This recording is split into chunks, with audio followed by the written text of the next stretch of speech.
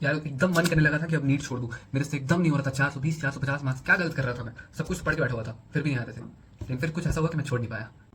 Hi guys, मेरा नाम है अंकित और मैं आपका एक सीनियर हूँ या फिर फ्रेंड कह लो, जिसने नीट क्रैक किया था। और मेरे पिछले 10 मॉक टेस्ट के आसपास पहले मेरे सिर्फ 450 460 एट मैक्सिमम 470 जाते थे। इतना डिप्रेस था मैं।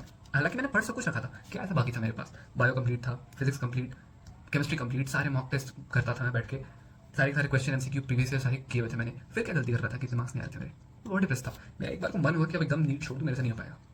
बट फिर मैंने अपने एक सीनियर से सलाह ली और साथ ही साथ मैंने अलग पांडे सर का एक वीडियो देखा। That video was life changing for me. उन्होंने बताया कि आखिर पेपर को अटेम्प्ट कैसे करना है। मैं क्या करता था, ये लेके बैठा हूँ, आसान क्वेश्चन है उनको भी कर रहा हूँ, टफ क्वेश्चन है उनको भी कर रहा हूँ, बिना रुके शुरू कर रहा हूँ। पहला क्वेश्चन जो आया उससे लगातार लेके करे जा रहा हूँ। ये मेरी बहुत बड़ी गलती थी। फिर मैंने अपने टेस्ट देने का स्ट्रैटेजी चेंज किया and that's how I start scoring around 560 570 580। और मेरे लास्ट तक यही स्कोर रहे थे।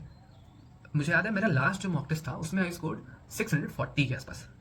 और तब थोड़ा कॉन्फिडेंस बिल्डअप हुआ था, लेकिन ये अचानक से नहीं हुआ, प्रोग्रेसिव धीरे धीरे धीरे धीरे बढ़ा था। उसके लिए आपको मैं स्ट्रेटजी बताने वाला हूँ कि आपको अपना नीट का पेपर कैसे अटेम्प्ट करना है कि आप लोग बेस्ट स्कोर ला सको।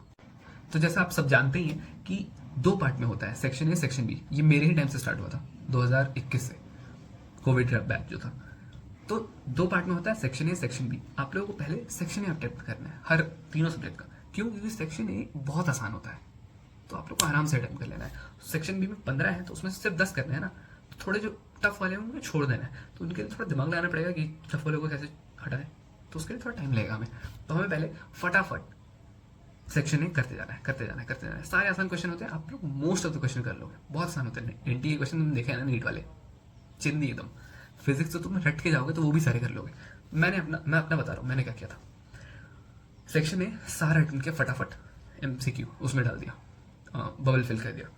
सेक्शन बी कि मैंने जो जो क्वेश्चन होते गए मेरे से करते गया, आसान जो दिख रहे हैं करते गया करते गया करते गया, जो नहीं हो रहे उन पर गोला मार के आगे बढ़ गया। कि आगे जाके मेरे को दिखे कि ये क्वेश्चन मैंने छोड़े हैं। गोला जरूर मारना भाई, छोड़ना मत।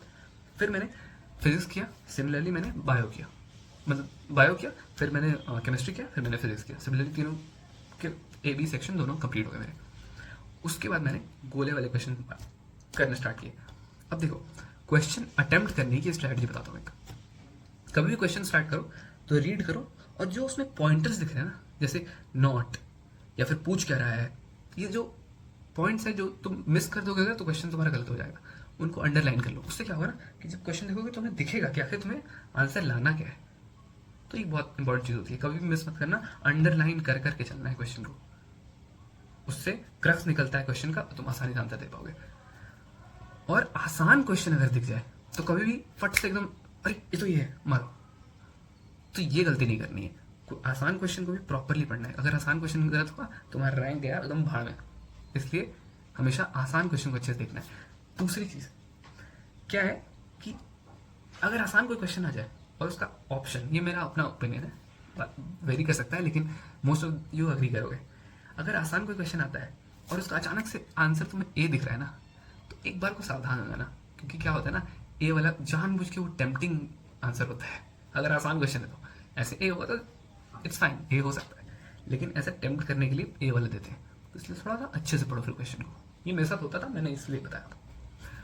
अब आती है सबसे इंपॉर्टेंट चीज, टाइम मैनेजमेंट कैसे करना है। तुम्हें 45 मिनट में section A section B bio का कंप्लीट करके उसको फिल भी कर देना है। कोशिश करना है कि तुम्हें हो जाए 60 मिनट थोड़ा कम ही कोशिश करो, 50-55 मिनट में तुमको केमिस्ट्री कर लेना है। क्योंकि केमिस्ट्री में वो वाले क्वेश्चन भी तो बहुत सारे होते हैं जो एक बार में 60 टिक होते जा रहे हैं, तो वो वाले भी क्वेश्चन होते हैं। इसलिए कोशिश करो कि 50 मिनट में इसको कंप्लीट कर देना है। बायो के लिए कोशिश करो कि 60 मिनट या फिर 60 से 5 मिनट ज़्यादा, 10 मिनट ज़्यादा।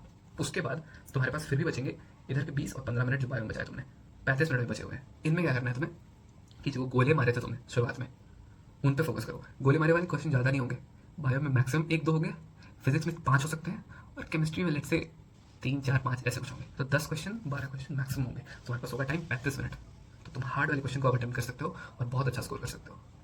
तुमने ऑलरेडी जो 35 मिनट के पहले जो तुमने टाइम दिया था उसमें तुमने 540, 50, 60 तक का स्कोर कर लिया है, इवन उससे ज़्यादा ही कर लिया तुमने। तो अब तुम्हें थोड़ा सा ही मेहनत और करना है, उन जो 10-12 क्वेश्चन है उनको अच्छे से करो और यू हैव डन इट। तो इस तरह से आप कर सकते हो। थोड़ा लेंदी वीडियो हो गया, but this will help you.